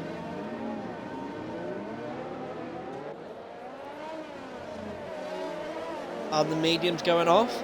And the hards now coming into play. So will Lando now pounce? We've got 3 laps to go. Apparently, according to Cash, Dyslexic has a broken A button on the wheel. Then he needs to report that. That is not my responsibility to go around and ask people if their buttons are working or not. He needs to have spoken to his division That might be head. his overtake button. He needs to be, no, I think it was his A button. He needs to speak to his, must have spoken to his division head to alert us of this. We had a similar situation with another driver at the end of season 1. Yeah. No, so if you think about it, on the wheel you could actually change your button configuration, so you could actually change the overtake button to an A button if you want. So I think that's what Dyslexic might have. Dyslexic might have his overtake button as the A button. No, because his overtake button's not on right now.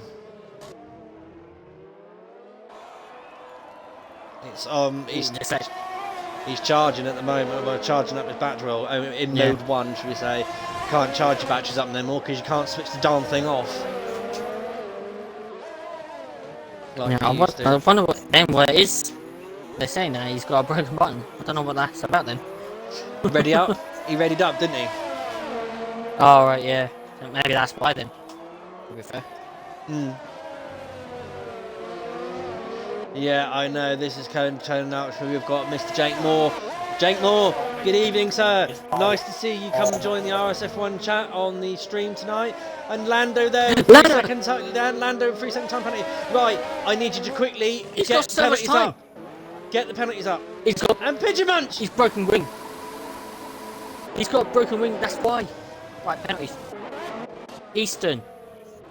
Not a single one. He's a clean boy. He's a clean boy.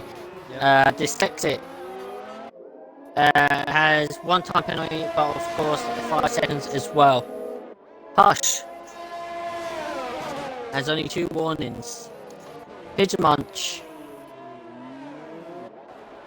is clean. Well, he's got 3 warnings, but I think one of them might be a collision, so only 2 warnings.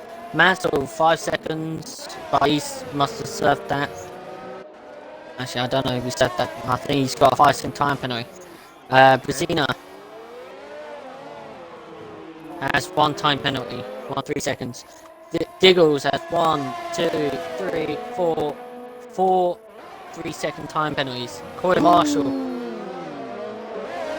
has 1 time penalty. Lando has 2 penalties. Cuddy has 1, 2, Dyslexic there, getting a little bit penalties. wavy. And Legends 1, 2, 3. Wait. Whoa! Legends. Whoa! I just saw that on stream. What the hell? 1, 2, 3, and Legends has 3 penalties. What the hell happened? I just saw that on stream. No, and how at the did he time. not get damage from that? He full on mounted the car on the last lap. I know. So that's it, guys. Look at Easton. Yeah, you've got to hand it to him. He's drove his heart out here. He's defended like he's never defended before. I've got to give him a special mention today. He has done well, and he crosses the line and takes the checkered flag of the Monaco Grand Prix. Sink Dyslexic in second, with the unserved penalty of 5 seconds being added onto their time. Hush will be the next person to cross the line in 3rd place. Fought valiantly as well in his Red Bull. He managed to keep off the both challenges from Lando and Corey Marshall there, as he now comes through Raskas and into Anthony Nodes.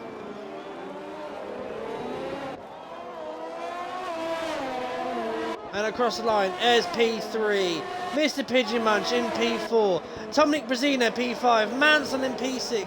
Diggles will be the next one to cross the line. Manson just got a 20 seconds for unserved drive-through. I thought you got disqualified if you didn't serve him. Corey Marshall jumps into 7th place, so good valiant drive from him there as well.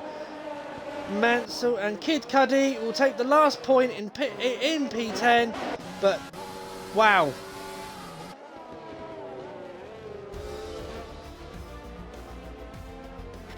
There's a drive.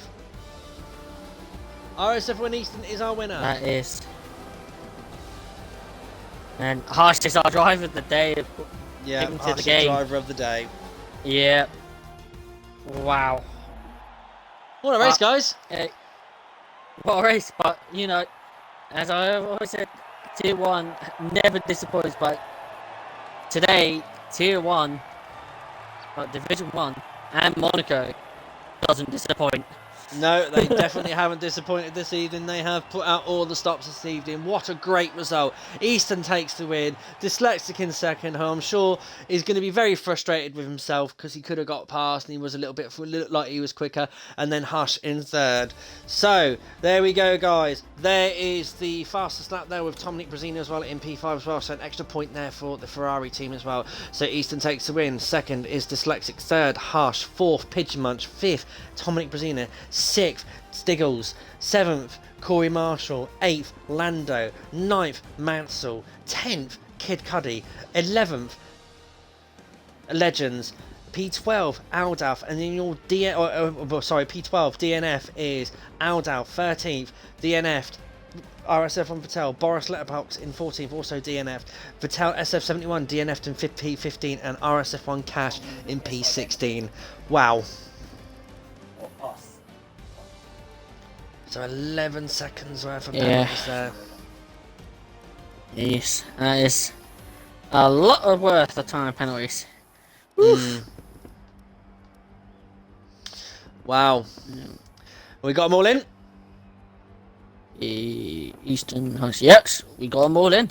Okie dokie, right. What ones do you want to do tonight, my friend? I'll do second, Okay. And well, I don't know who else because Hard Drive today did get a podium as well, so I don't really know. I'll say. Okay, if you take P2, I'll take the other two then. I'll do the odds, you do the Yeah. evens. Righto. Yep. Well, the even, should I say. Right. Welcome, guys. Please make sure that you've ticked that wonderful box to include your audio into the stream. Right, Mr. Hush, RSR Hush, P3. Congratulations, firstly, and you put up a Cheers. valiant defense battle there against Corey Marshall and RSF1 Lando towards that last half of the race.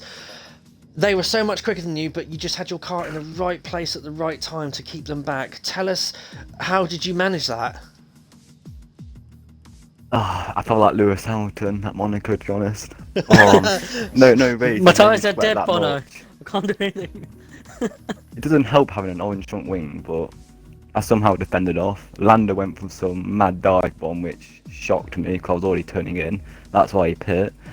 And by that point, I was like, just don't get a warning and I'll queue a podium, so wasn't expecting it. My plan was to never get into Q3. I just wanted to start on hards, really. So yeah. Okay. So strategy worked for you there, no problems. And all, Mr. Hush, you also got driver of the day today, starting all the way from back there and clawing your way up to third place. So congratulations on that one as well. Cheers. It's been an absolutely fantastic race to watch. Baku, what are your thoughts on Baku? Is it a track that you favour or do you despise? I don't know. I've not done a single lap on this game yet, so it'll be interesting to see where our pace is. Okay. Fair enough. Right, over to Blazer then to interview P2. Yes, Mr. Sync Dyslexic. Getting rather common on these now, of course. You was here on Australia and then you were here last week, but you're here again, finishing P2. Having a wonderful battle near the end with Easton. You was hoping to get past him and then try open that 5-second gap and then to win the race, but unfortunately couldn't get past him. But you must still be happy to get second place around Monaco. I mean, it's not bad points wise, but I'm not really happy. I mean, nothing seemed to really go right, to be honest. It was all on the spot. Strategy wasn't right. I wasn't supposed to put on lap 8, but I had a bit of wing damage and stuff. I didn't start where I wanted to start either, so I don't know. It's just good for championship, I guess. Just good points, really. Yeah, definitely. And next week we got Baku. Is this next week Baku in track that you like or not like that much? Not gonna lie, I don't think I've even done a lap with no line around Baku on any game. So I don't know. We'll wait and see. We definitely wait and see to then. And congratulations on second place. And we head back to Mr. Raikkonen to interview our race winner. Well. Mr. RSF1 Easton. Congratulations on the victory. Was you expecting that one? Nope. No? Nope, not at all. You're a little bit quiet. You're a little bit quiet there, my friend. Can you get a little bit louder on your mic? Is that better? That is better. Now we can hear you nice, loudly and clearly. Okay, so tell us from your perspective, because you were defending like anything from Dyslexic. From the second safety car, he was all over you. And you were just... from what we were looking at, you were using your overtake button as like your defensive strategy and everything. So tell us it from your point. How are you feeling? Were you body clenching or anything like that? Not really. I was just staying chill because I also had Slay Engineering, so big shout out to him, just keeping me nice and calm. Well defended from Dyslexic. It's just a shame it's the type of track because I felt like we could have had a great battle for the lead there, but it's just the type of track, and I just saved up my RS and fuel. So when he got close, I just used it so I couldn't get past. Yeah, you did. You put your fighting defended valiantly there, and I must admit, you're making that back end of that Mercedes wider than my mum's as well, so it is very, very good to see that one as well, holding back and driving. And it just goes to prove the point as well, track position does make all the difference around Monaco, because the track's just almost impossible to overtake. But we did see a couple of good overtakes there out on the field tonight, especially around Rivage, and Messonnet, and Casino as well, and Rivage as well. So Rivage, yeah. yeah, so that uphill section, we were expecting to see more on the start-finish straight, but didn't really see get any overtakes on the start-finish straight, so we didn't expect places that are unexpected. Okay, so next week we're off to Baku. Easton, what's your feelings on Baku? Don't mind the track, bit of practice. Yeah? Think I could be there. Well, you've scored another solid 25 points there, and to extend your championship lead there from your teammate as well. So that'll be a nice little buffer there for you to add on to going on forward to next week. Right, let's move this on and end the show. Thank you very much, guys, for tuning in tonight to the stream. It has been a pleasure to bring this race from Division 1 tonight. Next week, we are off to Baku. I won't be in the comms box, but Blazer will. Who his partner will be is yet to be confirmed. However, do tune in tomorrow with Brundle and Stroll, because it's my turn and Division 4's turn around the Principality under the streetlights. So, just tune in tomorrow at 8 PM on the Twitch stream to find out the final race of Round Monaco. Until then, guys, it's been a pleasure, like I said.